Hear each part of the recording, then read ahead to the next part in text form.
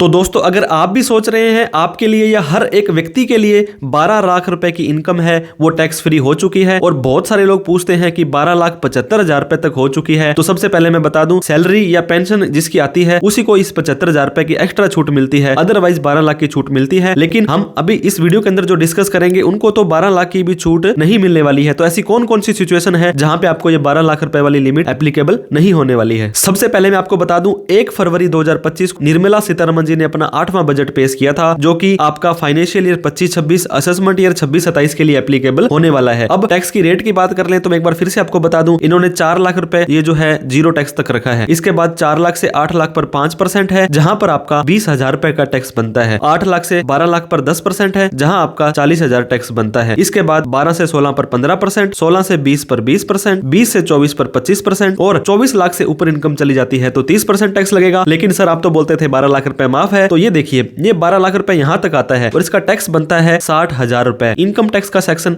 87A बोलता है अगर आपकी इनकम 12 लाख रुपए तक है तो जितना भी टैक्स बनेगा वो हम आपका माफ कर देंगे, लेकिन ये सिर्फ और सिर्फ करेंगे हम नॉर्मल इनकम का। नॉर्मल इनकम कौन कौन सी होती है दोस्तों? 5 तरह की इनकम के हेड होते हैं। एक जो इनकम होगी वो आपकी सैलरी की इनकम होगी, जिसके अंदर पेंशन की इनकम भी आ जाती है। एक होता है PGBP यानी कि बिजनेस की इनकम होगी, एक रेंट की इनकम होगी, एक अदर सोर्स के अंदर जैसे आपको इंटरेस्ट वगैरह FD का मिलता है वो इनकम होगी। अगर यही इनकम आपकी है तब आपको 12 लाख रुपए की इनकम टैक्स फ्री होने वाली है। और 12 लाख रुपए से दोस्तों अगर आपकी इनकम इतनी है तो टैक्स आपका जीरो हो जाएगा। उससे ज्यादा चली जाती है तो आपको 4 लाख रुपए के बाद टैक्स देना पड़ेगा। 60,000 रुपए की रिबेट आपको 12 लाख रुपए तक की इनकम पर मिल जाएगी, और सैलरी या पेंशन वालों को 12,75,000 रुपए तक टैक्स नहीं देना है। और बेसिक एग्जम्पशन लिमिट जान लेना बहुत जरूरी है। इसके जो दोस्तों बेसिक एग्जम्पशन लिमिट होती है ये ITR भरने की लिमिट होती है। अगर मान लीजिए 11,90,000 रुपए आपकी इनकम आ रही है, आप कहते हो 12 लाख से मेरी कम है ये सैलरी है तो मुझे तो टैक्स नहीं देना है, तो मुझे ITR भी नहीं भरनी है। लेकिन 4 लाख से ऊपर इनकम चलेगी तो आपको ITR भरनी तो मैंडेटरी हो जाने वाली है। तो 12 लाख रुपए की इनकम टैक्स फ्री नहीं है, किन लोगों के लिए नहीं है? सबसे पहले दोस्तों NRI, non resident of India. इसका मतलब बहुत सारे लोग पता क्या समझते हैं कि मैं किसी और देश का नागरिक हो चुका हूं या मैं वहां की PR वगैरह ले चुका हूं तभी मैं NRI बनता हूं। ऐसा नहीं है। अगर मान लीजिए आप घूमने के लिए भी जाते हो, ट्रेवल करने के लिए, और किसी कंट्री के अंदर 182 दिन से ज्यादा 182 डेज से इंडिया से बाहर रहते हो तो आप एक NRI कहलाओगे इनकम टैक्स में। ये अलग अलग होता है। एक साल आप NRI हो सकते हो, अगले साल आप नॉन NRI भी हो सकते हो। अगर आप फाइनेंशियल ईयर 25-26 के लिए NRI हो तो दोस्तों आपके लिए ये 12 लाख की लिमिट नहीं है। फिर आपको जो 4 लाख रुपए की बेसिक एग्जम्पशन लिमिट है वही मिलेगी, 87A की रिबेट आपको नहीं मिलेगी। इसके बाद में दूसरा, बहुत सारे लोग टैक्स बचाने के लिए HUF बना लेते हैं, हिंदू अनडिवाइडेड फैमिली, जिसका की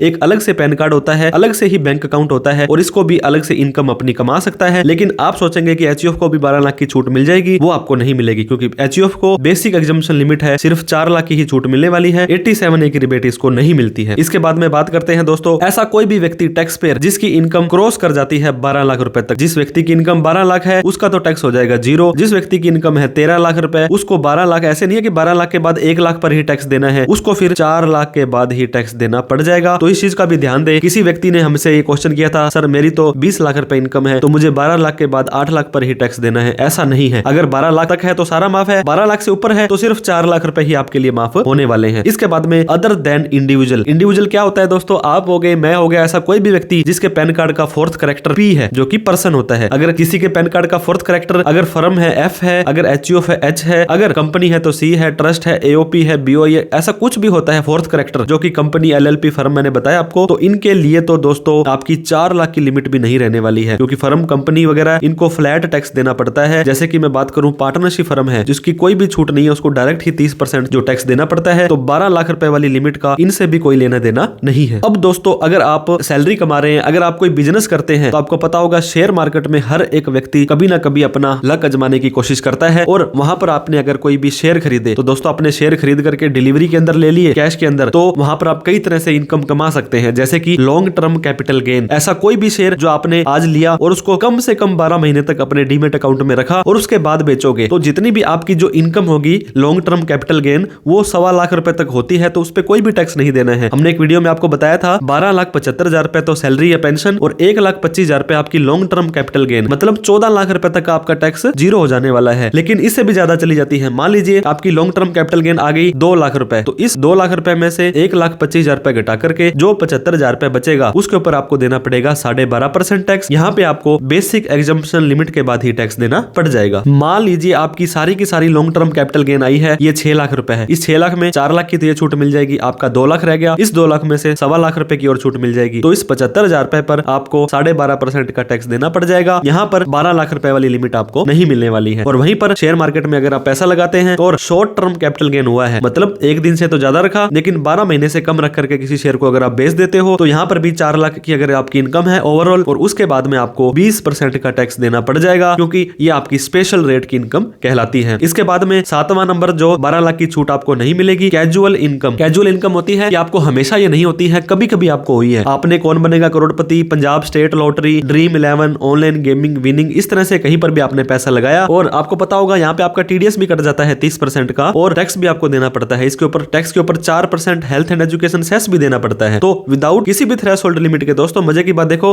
बाकी लॉन्ग टर्म शॉर्ट टर्म में 4 लाख तक तो छूट थी, यहाँ पे 4 लाख भी नहीं है। अगर मान लीजिए आपने 1 लाख रुपए लॉटरी से कमाया तब भी आपको 30% जो 30,000 रुपए है प्लस में उसका 4% सेस देना पड़ जाएगा। तो यहाँ पर भी आपको 12 लाख की छूट नहीं मिलने वाली है। इसके बाद में 8 नंबर है VDA। दोस्तों अभी जियो ने भी अपने जियो कॉइन लॉन्च कर दिए हैं, इस पे हमने डिटेल में वीडियो बना रखी है। अभी हमारे पास लगभग 30 जियो कॉइन हो भी चुके हैं। तो आप जो जियो की ऐप है डाउनलोड करके, मैं किसी तरह का जियो को प्रमोट नहीं कर रहा हूँ, लेकिन जो आपको 2 रुपए बच रहे हैं वही बढ़िया है। क्रिप्टो करेंसी का जमाना है, बिटकॉइन का जमाना है। अब लगता है दोस्तों 1 करोड़ के लगभग एक बिटकॉइन पहुंच चुका है। इसके ऊपर भी आपको फ्लैट 30% टैक्स देना पड़ता है। यहाँ पर भी कोई थ्रेश होल्डर लिमिट नहीं है, ना यहाँ पे 4 लाख की लिमिट है, ना यहाँ पे 12 लाख की लिमिट है। अगर आपने 1 लाख भी कमाया उसके ऊपर भी गवर्नमेंट कहती है हमें 30% टैक्स दे दो। क्रिप्टो करेंसी बिटकॉइन लीगल है या इलीगल है, इनकम टैक्स डिपार्टमेंट कोई बात नहीं करता है। इनकम टैक्स वाले कहते हैं अगर आप कमाई कर रहे हो तो हमें आपका टैक्स चाहिए। इसके बाद एक और कंफ्यूजन था, 31/3/2025 को अभी हमारा जो साल खत्म होने वाला है, ये फाइनेंशियल ईयर होता है 24-25, असेसमेंट ईयर होता है 25-26। 1 फरवरी 2024 को जो पिछले साल बजट आया था, जो भी टैक्स के रूल थे वो इस साल लागू होने वाले हैं। मतलब पिछले साल में 7,75,000 रुपए तक ही माफ था, तो वो वाली छूट आपको अब आप अपनी अप्रैल 2025 से लेकर के जुलाई 2025 तक जो अपनी ITR भरेंगे उसके अंदर आपको 12 लाख की छूट नहीं मिलने वाली है, क्योंकि ये फाइनेंशियल ईयर 24-25 के लिए नहीं है। 1/4/2025 से लेकर के 31/3/2026 का जब आपका साल खत्म हो जाएगा उसके बाद में अप्रैल 2026 में जब अपनी ITR भरेंगे तब आपको दोस्तों ये 12 लाख की छूट मिलने वाली है। आप अपने CA से या टैक्स प्रोफेशनल से जब भी अपनी रिटर्न भरवाएं इस साल वाली फाइनेंशियल ईयर 24-25 वाली, तब उन्हें प्लीज कंफ्यूज मत करें कि सर मुझे तो 12 लाख की छूट चाहिए। तो इस चीज का आपको ध्यान देना है। तो ये ऐसी नो कंडीशन थी जहां पर आपको 12 लाख रुपए की इनकम टैक्स फ्री नहीं होने वाली है। एक सलाह आपको मैं जाते जाते देना चाहूंगा, AIS, TIS और 26 प्लीज